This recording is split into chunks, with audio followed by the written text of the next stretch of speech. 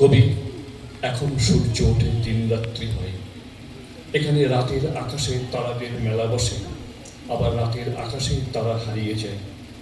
কবি, বর্ষা তেমন করে মনকে ভরিয়ে তোলে না। গ্রীষ্মের দাবাদাহে জীবনের সফল হারিয়ে যায়। শরতের স্নিগ্ধ বাতাস কাশফুলকে তোলাতে পারে না। কবি, নবান্নের স্বাদ পৌরাণিক গল্পে বন্দী থাকে। মায়ে ঝিয়ে কোমরে বেঁধে চাল কোটে না। পৌষের পিঠে পুলিশ সৌরভ বাতাসকে মাতায় না। কবি, কোকিল এখন ব্যস্ত মানুষদের ঘুম ভাঙায় না। কৃষ্ণচূড়া শিমুল পলাশেরা ছন্দ হারিয়ে বিভাগী। গাজনের গল্পটা এখন রূপকথার আসরে থাকে। কবি, 25শে বৈশাখ আসে কৃত্রিমতার বৈঠা নিয়ে। ভালোবাসার দিগন্তকে তেমন করে স্পর্শ করে না।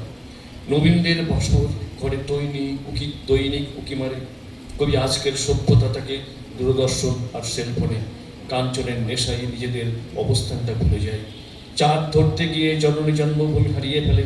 কবি, ভুল হয় যুগের বাঁকে মরা নদীর দেখে, তথাপি জন উচ্ছ্বাস এগিয়ে চলে। বৈশাখের দিনগুণে লোনা জলের অতল গহ্বরে হারায়নি তোমার নাম।